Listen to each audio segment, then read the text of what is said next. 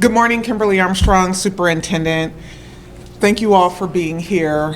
As you heard last night, we presented our proposed budget to the board. And while the message may be familiar, the weight of this moment has not been lessened. We are facing a $40 million deficit, and we shared our beginning steps to address that. We are in our third consecutive year of a structural deficit, right? So our expenses to run schools continue to exceed the revenue that we receive, and the gap is only widening. The budget reflects tough decisions made with students at the center. Central office took the deepest cut. We'll share more about that. We've invested over $545 million into instruction, supporting more than 7,000 employees. Now, I do want to share that last night I misstated that we were reducing 200 educator positions. That's not accurate. At our March 18th budget session with the board, we noted that our total reductions at the time included central office and was projected to be 210 positions.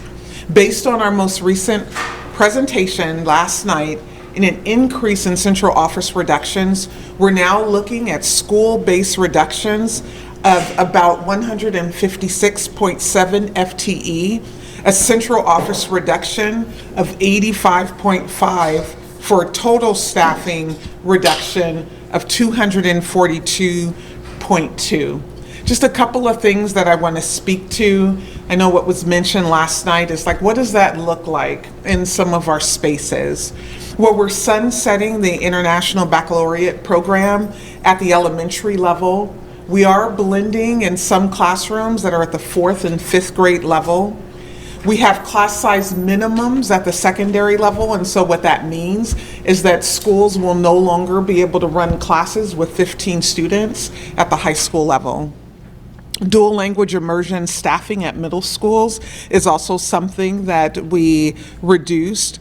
And of course, we took a look at our contracts, our partner contracts, and we made some reductions. 4.1 million reduced in schools is due to the enrollment decline.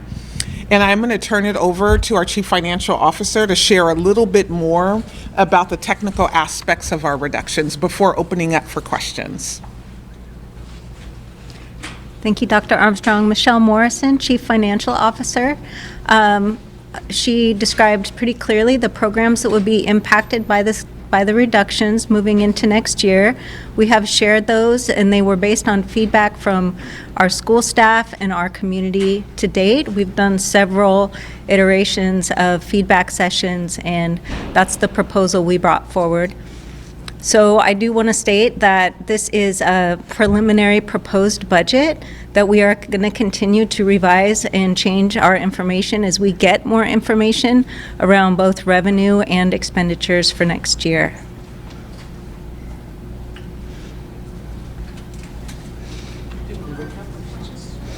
So we'll now open up for questions. What do you want to tell the parents of Portland Public Schools kids right now? Say something to them. What would you want to say? I'd like to just assure them that students have been at the very center of this issue for the last several years and will continue to be in the future. Know that everyone is very passionate about their community schools and the programs that they have in there. With the continued decline in enrollment, that is what our funding is based on, and we do have to right-size our staff according to the resources we have. So continued feedback and support of their schools, volunteer, care for your kids, care for our staff. Can I ask you the same question? What would you want us to tell the parents of Portland Public School kids right now? Yeah, it's a great question. I would say that we are making sure that our classrooms have all the essential services to be successful, that we are continuing with high quality instruction, materials that are standards aligned, and making sure that we're providing wraparound supports to our students who need it most. We still believe that Portland Public Schools is the best option and choice for families in our community, and we're going to continue to uplift those experiences. We have a workforce who are dedicated, talented, and skilled at making sure that we can do the things that we need to do on behalf of families and students. When you say 245 reductions, is that layoffs of like teachers and all that? Or is that going to be like if they retire, you just won't refill the position? Or are they actually 242 layoffs? Yeah, so that's a great question. So we have been talking about FTE, and I know that if we were to actually look at it at positions, that number would be far greater because we also recognize that we have partials, right? We may have a 0.5, a half-time teacher, or a half-time person providing support services. And so when we've been talking about the position, we're looking at FTE. And so those positions do include layoffs. It includes positions that were vacant that will remain unfilled, and it also includes positions that folks are vacating either through retirement or resignation at the end of this year. So the total amount of FTE is that 240 number. Just define FTE for me. Oh, full-time equivalent.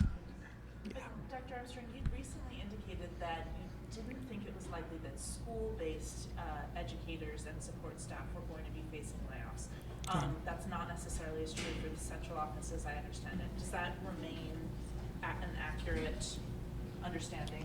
Well, we're still in the process of identifying where openings are happening, and our teachers have the opportunity to be placed in those positions. And of course, our certificated teachers and our classified support staff that are part of a bargaining unit have access to those positions as stipulated in those bargaining agreements. And so for some of our layoffs in central office, our central office positions, many of those positions were manager, supervisor, and administrator, and there are no opportunities there unless there's an opening, and we encourage all of our staff who've been laid off, if they see a position that they're interested in, to apply for it. Okay, and can you tell us a little bit more about those 85 cuts at the central office? What kinds of work do those folks do? You said managers, administrators, and supervisors. Can you be more specific? Yeah, so it is, I won't be able to go through all 85 of them, but I will say on that list, we have program administrators that were responsible for executing programs. That work still needs to continue to happen, and so we're finding ways to be able to execute that work within our existing org chart structure. We also had services that provided support to schools, right? So when we talk about the central office reductions, we're talking about that 85.5 positions that are located in this building. We also recognize, though, that there are positions out in schools that we fund that are centrally supported, and all of our work are in support of classrooms. Another one that I would say is consolidating professional learning and some of the ways in which we've staffed around that at the central office level. We're also looking at a reduction in the language access support that was provided here during the day. We've had some resources that's been deployed to sites now, and when we look at the frequency of the access of that, it has declined over time, and so we've sunset that program. And that's just a few examples. Chief Financial Officer Morrison sent me a better question for you. So I noted that the general fund budget has actually increased by about $15 million. Can you kind of just help readers understand, how it is that the general fund has increased with at least off the flat position? Yeah, thank you. So I think as many of us are noticing in our household budgets, our revenue, our income stream is not keeping up with our expenditures. So that's due to inflation for everything from utilities to supplies, equipment, of course our staffing as well. So those are the major cost drivers for our budget, and even at the governor's recommended budget level, we are not keeping up. Yeah, and I would just simply say $500 today is spent entirely different than $500 from last year or the year before, just to simplify it. What's the new minimum of classroom number? I know you said like below 15, you just won't be a class. What's the actual minimum now? The minimum set at the high school, so let me pull up our chief of schools, John Franco, to talk about the minimum at the secondary level. Good morning, John Franco, Chief of Schools. Sorry, what was the question? Just the new minimum for classroom smaller? Yeah, so, and this is not just specific to high school, it's secondary in general, so that includes middle school. So one of the things that we're very cognizant about in trying to save resources and money is that looking at class size minimum, so it's 15. So we are also very cognizant about that if a class size is 15 or lower, if it potentially means elimination of a program, we don't want to do that, and so there are exceptions that can be made, but 15 is the number. Let's go the other end. Your minimum, what's the maximum? Should people be concerned about 40 kids in the classroom? You know, it's a great question. Obviously, class size is something we're very cognizant about. Principals have already received their staffing, and they've had those levels of conversations with folks. And then April, we're going to be doing some scheduling workshops, and those are up to principal discretion in regards to class size. You also mentioned blending classrooms. What exactly does that? Is that blending grade levels, or what exactly? Yeah, so basically, in a nutshell, we allotted staff specific at the elementary level, which is K-5, looking at blending in the intermediate grades, which is 3 through 5. So, in other words, a blend could be, as opposed to having, small sections of 4th and 5th grade, looking at, okay, maybe we can have a larger section of a 4-5 blend. That's what that means. So they'd be in the same class? They'd be in the same class. And I will say this too, is that we also have blends that are happening now. It's very sporadic, and they've worked very well. I think the piece is that when we decided to go ahead and do this, we made sure that we're not just going to come out and say you got to blend a classroom, but what are the supports from a curriculum perspective? What are the supports from a PD instruction perspective that we need to provide? And we have a plan to do that for schools that are going to be doing blends. So the blending can happen at all grade levels, but the minimum for classroom is from middle school and high school. Correct. Back in March, there was a immediate spending freeze. What impact, if any, has this had for now? And I know it was until further notice. Is there any update on that? Yeah, thank you for your question. So the spending freeze was issued more at the central level for departments and schools as well, to ensure that there is definitely a chief level review of expenditures. Student activities and direct student services are still approved automatically, so those contacts are still happening. Plans for the remainder of the year are still happening, but there are things like professional development for staff, supplies, equipment, and technology that are just at a much higher level of review to make sure that they're a requirement and not just a replacement or something. We're just double checking everything we're doing right now. I just want to double check. Are you saying it's declining enrollment and inflation that's the biggest driver in all of this, or how would you describe it? Yeah, I would say declining enrollment on the revenue side of the equation is definitely a challenge for us. All schools in Oregon, regardless of where they're located, are funded on a per student basis. So that's an issue on the revenue side. For our expenditure side of the equation, we definitely have our costs are escalating at a much higher rate than they have historically. I think, and we're all experiencing that as well. About that spending freeze, when it was announced, it was until further notice. Is there any update on how long that'll last? And it was also to navigate the budget shortfall. What have you seen? Is there any takeaways from that period? There's a higher level of control around that, and we won't fully recognize that until after the end of the year, which is June 30th. And it will, as far as I'm concerned, it will be in place until we are out of reduction mode, which we are already anticipating for 26, 27. There's concern too from parents about declining test scores and performance in the classroom with things like blended classes and cuts to staff. How do you, I guess, what's the message for that concern? Is this going to impact that? I think I'm going to invite our chief of schools back up to address that question. Yeah, absolutely. And I would also say that it is important to note that we're going to continue to do everything we can to protect student experiences.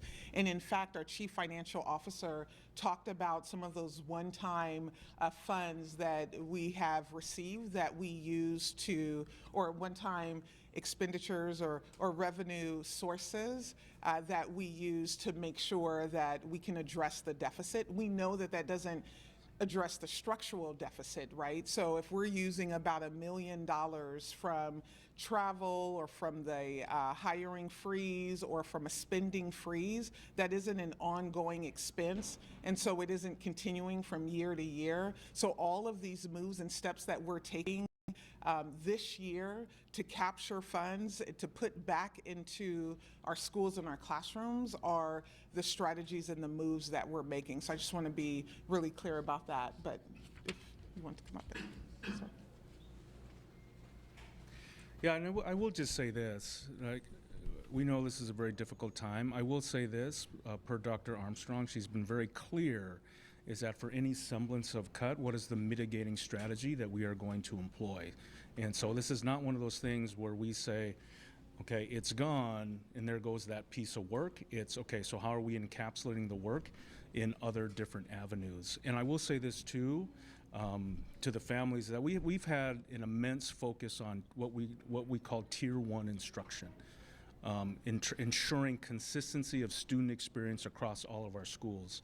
And that was, we're in a few years now with the adoption of an ELA and math curriculum, which has been significant. Our principals, our administrators are in classrooms more, giving feedback to teachers, really good feedback. And so we know how important that piece is, and we're going to continue to do those things that we've always done. We have a hard out at 10, so we have time for 2 more questions. Dr. Armstrong, I'd like to ask you about the organizational chart on page 42 of volume 1 of the budget books. I count 24 senior directors of schools in addition to 2 assistant superintendents and a number of senior chiefs, including 2 who were just given a salary increase last night. That historically seems like a pretty heavy concentration at the top, particularly when you go back and look at recent configurations at PPS. Can you address this, given that we are, that's 156 school-based cuts? Yeah, absolutely. So we are continuing to look at staffing levels and making sure that we are addressing some of those mitigating situations that come when we're reducing a position. So when I think of, as you asked about our senior director positions, we have senior directors who sit at our academic level that are making sure that they're executing programs in like elementary, middle, and high school, leading teams of people in that work. We also have senior directors of schools who are responsible for the support, development, and growth of our 81 principals across Portland Public Schools, and we have a team of 10 right now. We are reducing to 8. So we're continuing to make strategic reductions, and we will continue to do so over time. I think we feel pretty confident that the reductions that we made this year, while incredibly painful, were the right decisions, and we will continue to address right sizing here at the central office as we continue to sit in our new reality of enrollment decline and revenue that is not keeping up with our expenditures. Thank you. And can you address the outlook for the 2026-2027 school year as well? Are we going to be right back in this same lobby having this same press conference same time next year? We will be back having this conversation next year. We are looking at minimum of about $30 million in reductions. So Portland, over time, has announced reductions per year, not per the every 2-year funding cycle that we're in. And so one of the reasons for that, again, are the rising costs that we are outpacing the funds that we receive, the revenue.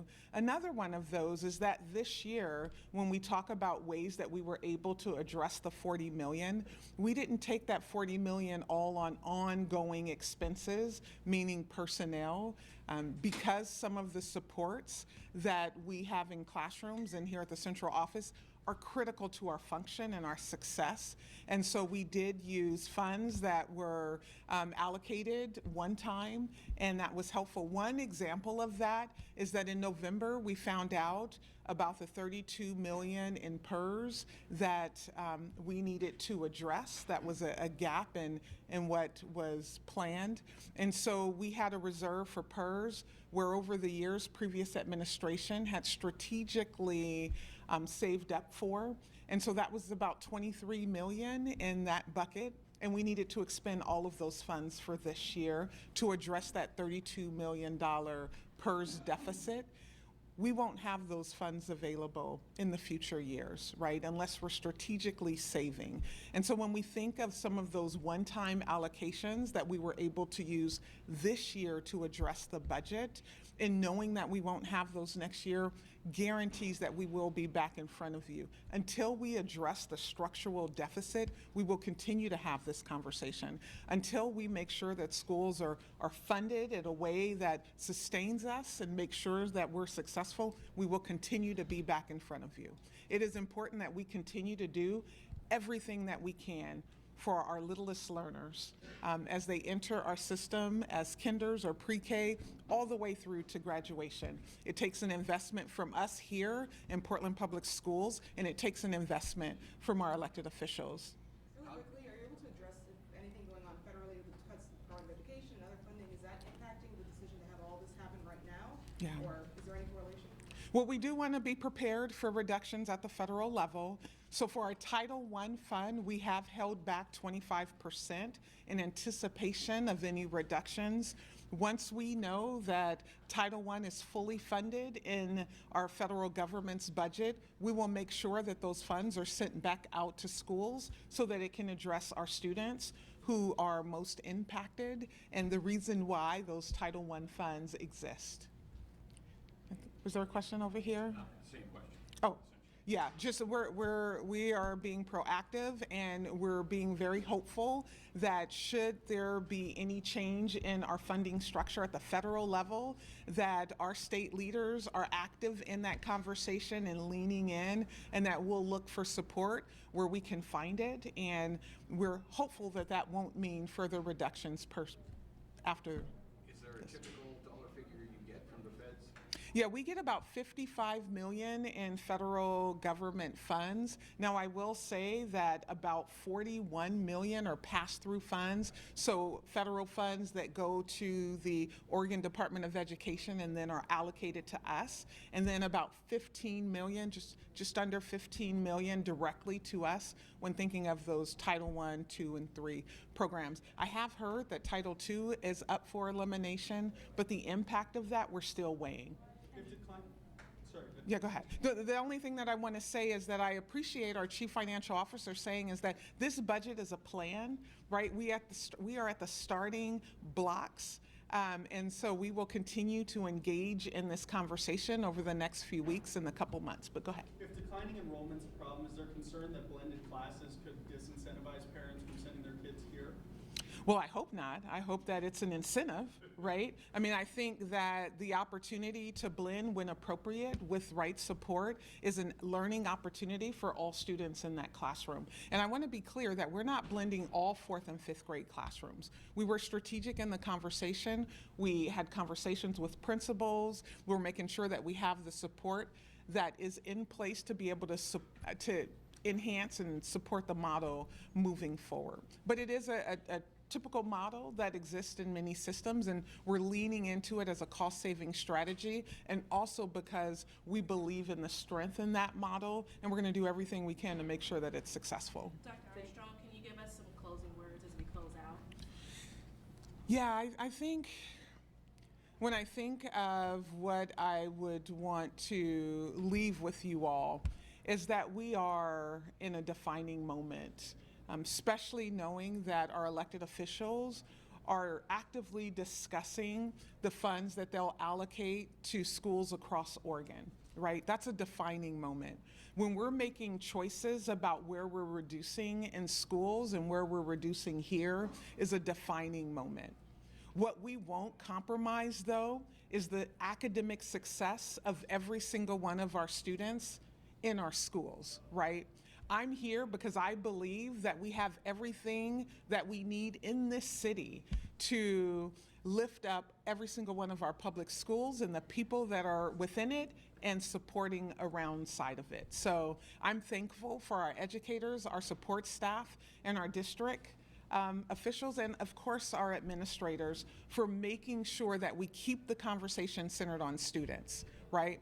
We won't be rerouted. We will continue to focus on student, on learning and achievement, and I am confident that as we continue in these conversations in years to come, we will see the bar increase on student achievement. Thank you. Thank you. Thank you.